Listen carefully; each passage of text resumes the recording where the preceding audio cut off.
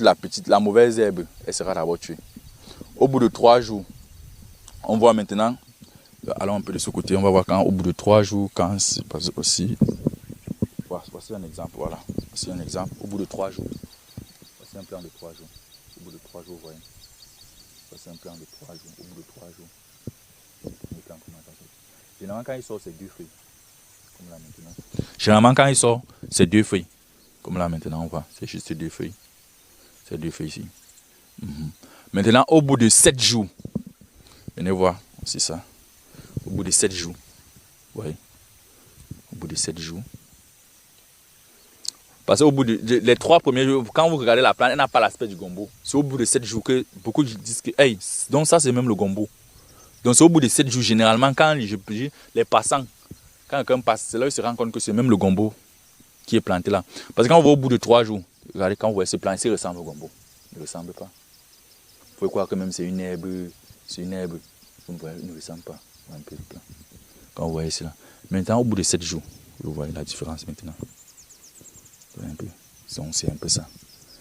Donc généralement, c'est un peu le procédé qu'on a ici. Donc maintenant, au bout de 35 jours,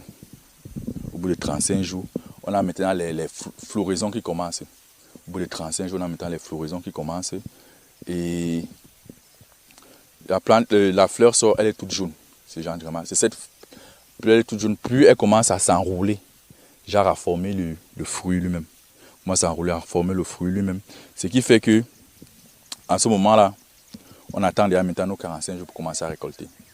Et pendant ce cycle, l'arrosage, je dis pardon, pas l'arrosage, le traitement phytosanitaire, il est différent. Au bout je pense, les 3 jours, le traitement se fait au bout de 3 jours de semis, le traitement se fait tous les 3 jours. Mais lorsqu'il y a maintenant le fruit, vous savez, les produits phytosanitaires, il faut éviter qu'ils touchent le fruit. Maintenant, on peut traiter une semaine, juste une semaine, parce que pendant une semaine, on va cueillir même 2 ou 3 fois. Vraiment, c'est 45. Au départ, moi-même, quand je commençais dans ça, je doutais. Mais je me suis mis, j'ai commencé à cocher les jours, cocher. Parce qu'au bout du 40e jour, on a déjà les fleurs. Et les fleurs, là, se transforment en fruits pratiquement en 3-4 jours. Donc, 45e jour, là, on cueille déjà. Généralement, 45e jour, là, on cueille déjà. Le plus difficile au niveau du gombo, les gens vont même rire, c'est la récolte. C'est la récolte. Quand vous avez un grand espace, vous n'avez pas la main d'œuvre pour récolter. C'est vraiment pénible. Parce que vous devez avoir la main d'œuvre disponible. Imaginez que vous devez cueillir par exemple 20 sacs tous les 3 jours. Et à vous seul, vous ne pouvez pas cueillir facilement 20 sacs. Donc il faut avoir une main d'œuvre disponible pour toujours récolter à tout moment. Pour, je peux dire comment, utiliser mon espace de manière optimale. J'additionne souvent généralement le gombo avec une autre culture. Et moi, de préférence, j'aime souvent mettre le maïs. Le maïs.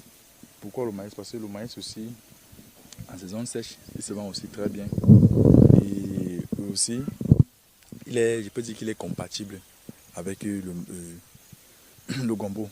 Généralement, il y a des gens qui mettent souvent je pense bien le piment. Mais moi, je préfère souvent le maïs. Bon, parce que aussi le maïs aussi, c'est moins d'entretien phytosanitaire. Donc, et il utilise aussi les mêmes produits d'engrais phytosanitaire que le gombo. Donc, ce qui fait que si je mets un engrais foliaire, c'est le même engrais foliaire qu'on utilise pour le maïs, qu'on peut aussi utiliser pour le gombo, vice versa. Donc, par exemple, ici, voici les cas. Introduit ici. C'est là, je mets mon maïs. Donc, imaginez-vous, vous avez un espace comme celui-ci, 1000 mètres carrés, sur 3 mois, 10 000 francs par exemple. Vous vous rendez compte que vous pouvez mettre 2 cultures. Donc vous voyez, c'est au niveau de votre loyer que vous avez à rentabiliser. Donc vous voyez que, imaginez le marché. Imaginez vous arrivez au marché avec le maïs frais, un 15 janvier. Imaginez un peu. Le gombo est rentable et il est moins délicat que la tomate. C'est ce que je conseille aux gens. Bon, je ne sais pas, j'en allais pas faire la tomate. Le gombo est moins délicat que la tomate. Il a moins de maladies que la tomate. Je prends un cas.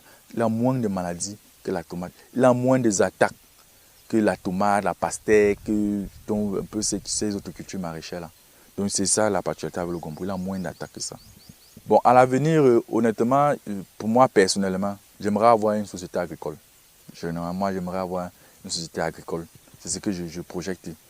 J'aimerais avoir une société agricole, un peu, si possible, qu'elle soit mécanisée. Parce que c'est ça qu'on visait, qu'elle soit mécanisée. Et on sait aussi qu'ici à Yaoundé, c'est plus facile d'avoir des grands espaces. C'est plus maintenant en périphérie qu'on peut avoir des grands espaces. Si vraiment nos autorités peuvent nous aider juste avec la route, juste des routes pour avoir accès à ces sites-là. Donc, en général, pour ma part, moi, mon rêve, c'est d'avoir une société agricole. Parce